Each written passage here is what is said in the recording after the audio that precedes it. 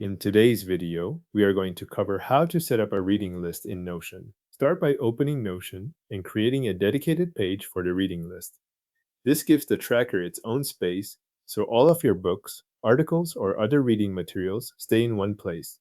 You can name the page something clear and direct, such as reading list, so it is easy to find later from the sidebar. Once the page is ready, add a database to it.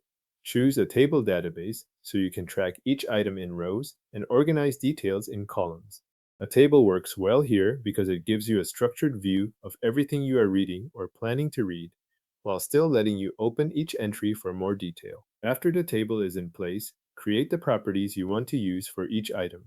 Add fields for title and author first, since those will identify each book or reading resource. Then add status, genre, and priority to help categorize what you are working through. Include start date and finish date so you can keep track of when you began and when you completed something.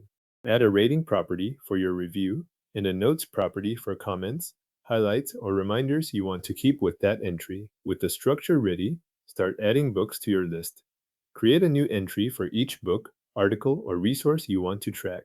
Fill in as many of the properties as you want at the start and leave the rest to update later as you make progress. The goal here is to begin building a record that you can return to and maintain over time. Next, create multiple views for the same database. Add a table view if you want the full spreadsheet style layout. Add a gallery view if you prefer a more visual layout. Add a board view if you want to group books by status, and add a list view if you want a cleaner, more compact display. These views all pull from the same database, so changing one entry updates it everywhere. After that, apply filters and sorting to make the list more useful. Filter by status to separate books marked to read, reading, or completed. Then sort the database by priority, rating, or finish date, depending on what you want to focus on. Make sure the sort order matches your goal, especially if you want the highest priority items or most recent completions to appear first. As you continue reading, update each entry as your progress changes. Change the status when you begin a book and again when you finish it. Record your rating after completion and add notes or key takeaways while the details are still fresh. From there, review the list regularly. Add new books when they come up.